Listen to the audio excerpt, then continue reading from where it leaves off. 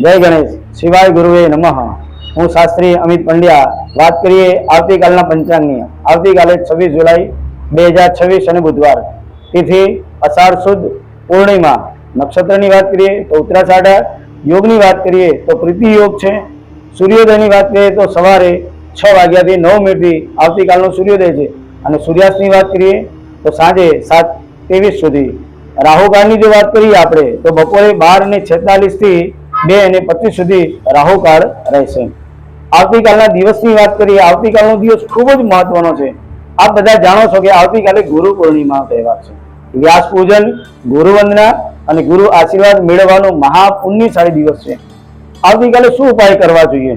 તો આવતીકાલના દિવસે પોતાના ગુરુ, માતા પિતા અને વડીલોને નમસ્કાર કરવાથી, એમના ચરણ સ્પર્શ કરવાથી આશીર્વાદની પ્રાપ્તિ થાય છે. જોડે જોડે ભગવાન વિષ્ણુ અને ગુરુ દત્તની પૂજા કરવી જોઈએ. કેમ કે દત્ત ભગવાન છે ને એ ગુરુઓમાં શ્રેષ્ઠ ગુરુ દત્તાત્રેય. આપણે બધા જાણીએ છીએ કે ગુરુ દત્તનું સ્થાનક આપણા ગુજરાતની અંદર ગિરનારની તળેટીની અંદર જે ગિરનાર ભગવાન છે ત્યાં ટોચ ઉપર ભગવાન દત્તાત્રેય ગુરુ મહારાજ બધા, જે બ્રહ્મા, વિષ્ણુ અને રુદ્ર આ ત્રણેયનો એક સ્વરૂપ છે. એટલે એવા ગુરુનું પણ પૂજન કરવું જોઈએ.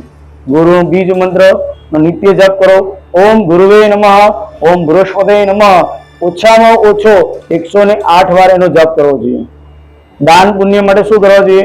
તો ભગવાન શિવના મંદિરની અંદર જઈ અને તમે પીળા પુષ્પ ચડાવી શકો છો, આખી હળદર અર્પણ કરી શકો છો, ચણાની દાળ અથવા પીળા વસ્ત્રનું તમે દાન કરી શકો છો.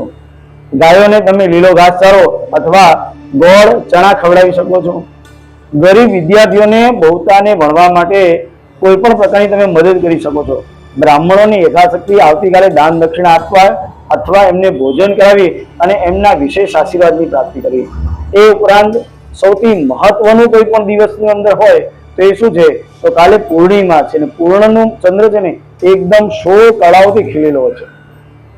તો સંધ્યા સમયે ભગવાન ચંદ્રની કાચા દૂધની સાથે પૂજા અર્ચના અર્ઘ્ય અર્પણ કરી અને ભગવાન ચંદ્રની પૂજા કરવાથી આપના જીવનની અંદર ચંદ્ર મહારાજની વિશેષ કૃપા પ્રાપ્તિ થાય છે.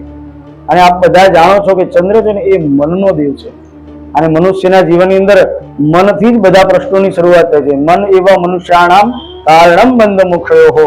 એટલે એ મન ઉપર ભગવાનની કૃપા થાય એટલા માટે ભગવાન શિવની સાથે ચંદ્રદેવની સંધ્યા સમયે પૂજા કરીએ. ભગવાન શિવ અને ભગવાન ચંદ્રની આપ તમામના જીવનની અંદર અસીમ કૃપા થાય એ સાથે આપ સૌને હર મહાદેવ.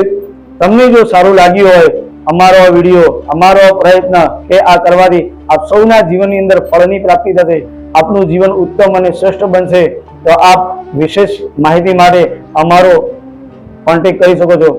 જય વિશ્વકર્મા જ્યોતિષ.